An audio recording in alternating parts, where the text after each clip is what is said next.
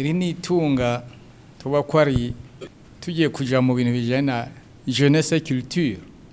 Iri ni itunga mu bintu bijanye inkino n'imico kama inama nshinga amateka. Abantu ntibari bazi yuko mu nama nshinga amateka nabo bashoboye gukora bakimbura.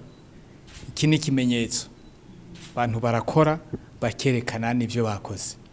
N'abandi nabo ubundi bwoko bw'inkino turarindiriye ko bazoduha ibikombe niyo byarashoboye kuboneka.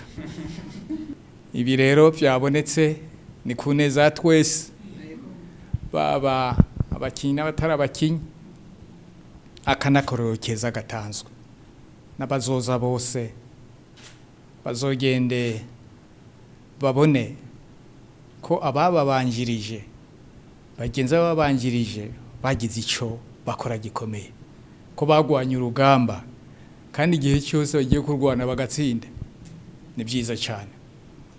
Rero turaje kuvyakira hanyuma muco mwavuze naco muti abazoba batuba hafi bazoheza babaze abo muzoba mwasubire muti ni ryari mwebwe mukina umupira kugira ngo muronderane nabo muze mu ngubucuti kugira muze mubandanya mufatana mu mugongo.